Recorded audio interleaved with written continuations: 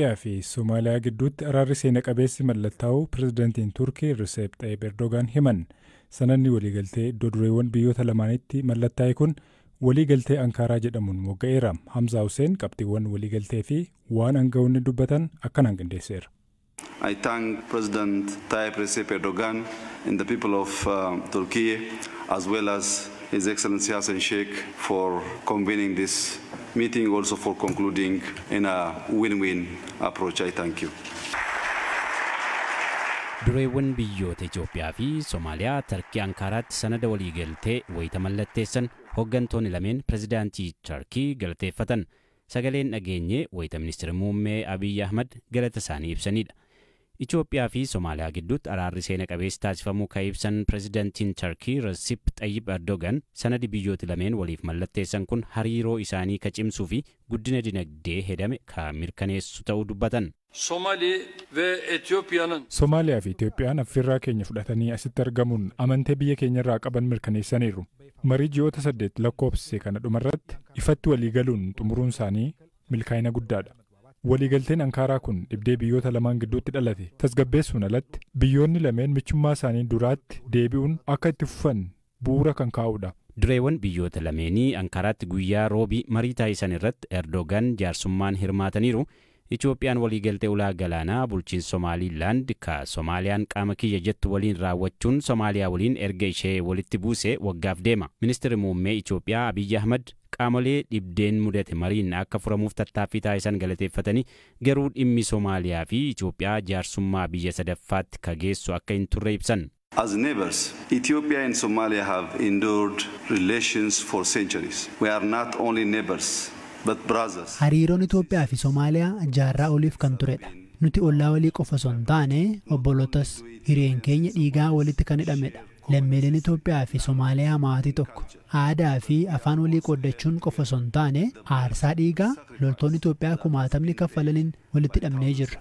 Dhiiga loltoota Itoophiyaa shororkeessota Soomaaliyaa irraa loluuf dhangalaasantu walitti nu hidhe. Michummaan Soomaaliyaa fi Itoophiyaa jaarraa lakkoofsee fi dhiigaan walitti hidhame cimee akka itti fufuu eeran ministeera muummee Abiy.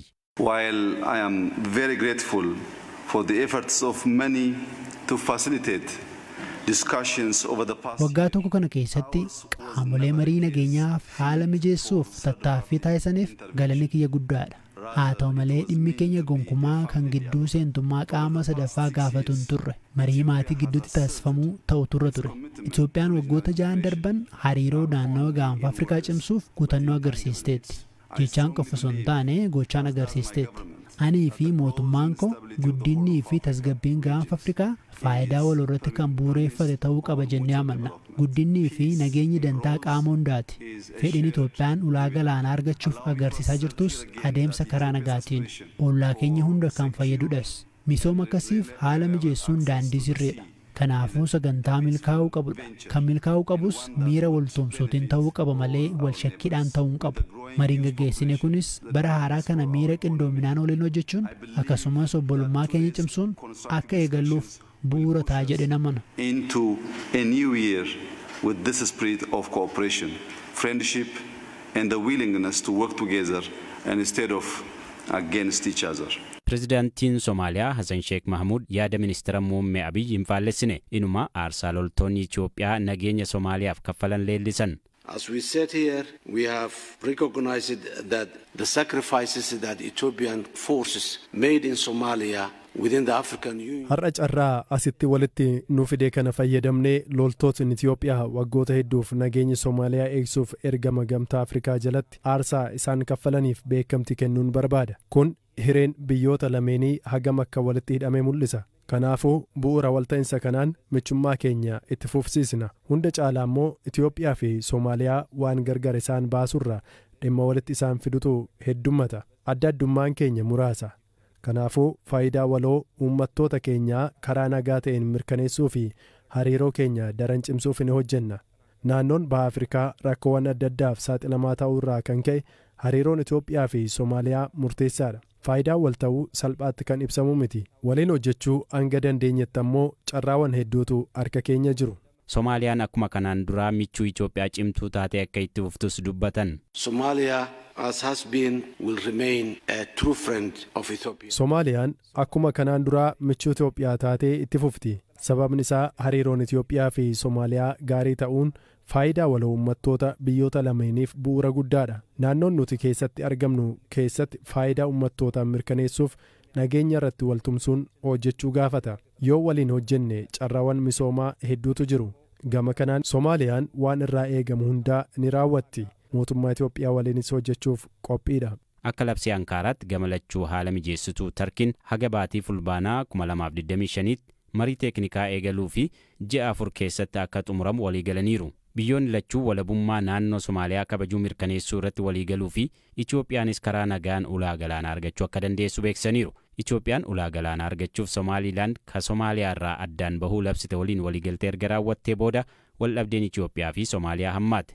Itoophiyaa fi Somaaliyaan erga dhibdeen gidduu isaaniitti dhalatee dureewwan biyyoota lameenii yeroo jalqabaaf fuulaaf fuulatti wal arguun mari'atanii waliigalteen irra ga'an kun waliigaltee Ankaaraa jedhamuun labsameera. Sanadii waliigaltee Ankaaraa karaa Daayirektoreetii Kominikeeshinii Tarkiitiin ibsame kun dhimma ulaa galaanaa argachuu Itoophiyaa fi Somaaliyaa gidduutti xaxaa guddaa ta'ee ifatti kaasa. Akkaataa waliigaltee kanaan hooggantoonni biyyoota lameenii inni tokko birmadummaa, walabummaaf tokkummaa bulchiinsaa isa kaanii akkasumas seerota idil addunyaa UN fi Gamtaa Afrikaa jalatti tumamanii jiran hunda kabajuuf waliigalaniiru. Addaddummaa fi dhimmoota walxaxoo walitti isaan buusan duubatti dhiisuun miira jaalalaa fi waltumsuutiin badhaadhina waloof hojjechuu irrattis wal ta'aniiru. Dhimmi biraan biyyoota lameen gidduutti dhibdee ta'ee ture ergama haaraa Gamtaa Afrikaa fuulduratti Somaaliyaa keessatti hojiirra ooluuf jedhu jalatti ga'een loltoota Itoophiyaa maal ta'a akka jedhu ture. Somaaliyaan loltoota Itoophiyaa akka hin barbaanne ifatti dubbattee turte. Akkaataa waliigaltee kanaan Somaaliyaan loltoota Itoophiyaaf beekamtii barbaachisaa ni laatti. Itoophiyaan handaara galaanaa argachuun bu'aa bal'aa argamuuf biyyoonni lameen beekamtii ni kennu ka jedhu sanadi kunis akkaataa tokkummaa bulchiinsa Somaaliyaa hin sarbineen ta'uu akka qabu'eera. TPLF Dr. Dabratsiyoon Gabra Mikaa'eliin hoogganamu gareen bulchiinsa yeroo fi Geetaachoo Raddaa gantummaa biyyaalessaa dabalatee yakka adda addaa raawwataniiru jechuudhaan ibsa baaseen himate. Hamza Hussein. Erga waraanni Tigraay waliigaltee Pretooriyaan xumuramee obbo Geetaachoo Raddaa immoo pirezidaantii yeroo fi naannichaa ta'uun filamees TPLF bakka lamatti qoodamuun wal himachaa fi wal akeekkachiisaa turaniiru. Keessumaa erga korri TPLF boordii filannoo biyyaalessaan beekamtiin arganne xumura bara darbee keessa geggeeffamees wal dhabdeen hooggantoota TPLF gidduu akkaan dabaleera. Torban darbees wal dhabdee gidduu isaanii hiikuuf obbo Geetaachoo fi Dr. Dabratsiyoon dabalatee hooggantoonni TPLF Finfinneetti ministeera muummee Abiyyi Ahmadiif hooggantoota olaanoo federaalaa biroo waliin mari'atanii ture. Haa ta'u malee roobii kaleessaa muddee 11 bara 2024 gareen Dr. Dabratsiyooniin durfamu hooggantoota bulchiinsa yeroo keessa jiran irratti himata guddaa dhiyeessan. Gareen Dabratsiyoon obbo Geetaachoo fi hooggantoonni isa waliin jiran paarticha keessaa ari'amuu fi hooggansa bulchiinsa yeroo fi maqaa TPLF'n qabatanis akka gadhiisan irra deebiin gaafachuun dhimmichas mootummaa federaalaaf dhiyeessaniiru. Ibsa roobii kaleessaa baasan irrattis yaadni pirezidaantii bulchiinsa yeroo fi bakka buusuuf dhiyaate torban lama keessatti ka ilaalamuu fi dhimma adeemsarra jiru ta'us eeran. Haa ta'u malee maddi dhimma marichaa hordofe tokko BBC'tti akka himetti ministeerri muummee Abiyyi hanga naannoo Tigraayitti filannoon illee geggeeffamee bulchiinsi biraa filamutti obbo Geetaachoo Raddaa itti fufee geggeessa jedhaniiru. Gareen TPLF ibsa baase kanaan obbo Geetaachoo Raddaa fi hooggantoonni isaan waliin jiran garee TPLF irraa fottoqe faayidaa uummataa dabarsee kenneera jechuun himate. Ibsi kun humnoonni Tigraay akka gara waraana Itoophiyaatti makamanii fi hanga adeemsi hidhannoo hiikkachuu xumuramutti hooggansa isaa jala akka turu gaafateera jechuun dhimmoota gantummaa raawwateera jechuun bulchiinsa yeroo himate keessatteera. Dhimmi biraa ittiin himate ammoo karaa seeraan alaa albuunni naannicha keessaa akka ba'u taasisaa jira ka jedhudha. Ammoo maqaa jijjiirama fiduu jedhuun uummata Tigraay fi loltoota naannichaa bittimsuun manneen maree aanaalee diiguudhaan naannichatti warraaqsa kaasuuf hojjechaa jiru jedhe. Rakkoo naannicha mudate kana yeroo gabaabaatti sirreessuu fi daandiitti deebisuuf qabsootti gallee jirra jedha ibsichi. Gareen Geetaachoo Raddaa ibsa kana ilaalchisee haga ammaatti deebiin kennine. Fannoo ispoortii isinitti himnaa miil tokko Zalaalam Taaddasaatu na cinaa jira. Guyyaa kaleessaa taphoota Champions League Awurooppaa jajjabootu gaggeeffamee har'as taphoonni gaggeeffaman ni jirani. Zalaalammee taphoota kaleessaarraa nu jalqabe. Tole hirphaa taphoonni Champions League kaleessaa gaggeeffaman hedduudha. Isaan keessaatii garuu qabxiiwwan hin eegamne galmaa'anii fi haalota ulfaatoo mudatan irraati haa eegallu. Manchester Cityin ammas irra deebiitiin mo'amee jira. Juventus wajjin taphatee 2-0tiin kaleessa injifatamee jira dirree isaatiin alatti. Manchester Cityin Champions League bifa haaraatiin bara kana jalqabe keessatti hedduu rakkatee jira. Waggaa lamaan kana waancaa Champions League akka injifatee fi waancota 3 injifatee FA Cup darbee Premier League fi Champions Leagueedhaan kilaba guddaa ta'uusaa yeroo itti mirkaneessee ture. Garuu osoo ooleen bubbuliin bara kana immoo Manchester Cityin ramaddii ta'anutti darbuuf iyyuu baay'ee rakkataadha kan jiru. Walitti aansee mo'amaa jira. Premier League taphoota kaanii fi Champions League dabalate taphoota 10 walitti aansee kana dura taphate irratti tapha tokko qofadha Nottingham Forestiin kan injifate kan qixa bahee jira kan immoo injifatame jira. Kun Pep Guardiola bifa akkasiitiin mudatee hin beeku. Keessumaayyuu tapha Juventus wajjiniitiin kaleessa gaggeessan injifatee hirmaannaa Champions League baranaa kana ni jabeeffata kan jedhu tilmaamni kennamee ture. Haa ta'u malee sana gochuu hin dandeenye yeroo Real Madrid fa'aa injifatanii qabxii isaanii fooyyeffatanitti Manchester Cityin sana gochuu hin dandeenye jechuudha. Amma kilaboota 36 keessaati tapha jaaraatti qabxii 8 walitti qabatanii sadarkaa 22 irratti kan isaan argamanii. Kana jechuun taphoota taanan lamaan hin mo'atan yoo ta'e dorgommicha keessa ba'uu danda'u. Lammaffaa immoo taphoota taanan mo'ataniyyuu 1-8 keessa galuu waan hin dandeenyeef taphoota 2 dabalataa kan taphatan ta'a jechuudha.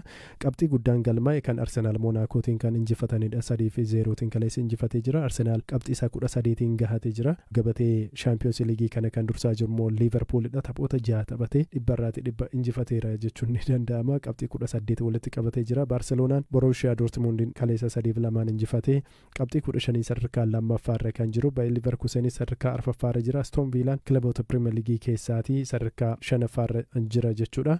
Kan kilabni hin eegamne Brest kilaba jedhamtudha. Kilaba ganda tokko keessatti argamtu Faransaay keessaati. Istaadiyeemii sirriillee waan hin qabneef istaadiyeemii kilaboota bira akka ergisaatiin fayyadamaniiti kan irratti taphataa turani. Sadarkaa 7ffaarra jira kilabni kun qabxii 13tiin. PSG'n fa kilaba guddaan Faransaay garuu dorgommicha keessaa bahuuf fiixee irratti argama. Qabxii 7 qofa walitti qabatee taphoota 6 jechuudha. Sadarkaa 25ffaarra kan jiru. Akka amma jiruutiin dorgommichaatiin ala ta'eera jechuun ni danda'ama jechuudha. Kilaboota jajjaboodha warri gara jalqabaarras jiranii isaan keessaa kamtu carraa injifachuu qaba? Isa dura kilaboonni darbuu danda'an 1-8 warri jiran kallattumaatiin darbaniiti. 9ffaatti haga 16ffaatti warri jiran kilaboota 16ffaatti haga 24ffaatti ba'aa wajjiniitiin tapha marsaa 2 taphatanii achi keessaa kilabni mo'ate 8 gara itti aanutti darbee kilaboonni 16 marsaa itti aanu keessatti deebi'anii ramaddiin bahee wal morkatu jechuudha. Bifa akkasiitiin Champions Leaguein baranaa kan gaggeeffamu kun ta'ee hin beeku. Garuu bifa amma deemaa jiru kanaatiin Liverpool carraa guddaadha kan inni qabu. Sababni isaa Premier Leagueidhaan sadarkaa 1ffaarra jira. Champions Leagueidhaan sadarkaa 1ffaarra jira. Kutaan taphattoota sarara ittisaatii haga sarara fuula duraatti hoggaa jiranis hoggaa laalte gahumsa gaarii irratti kan argamanidha. Miidhama hedduu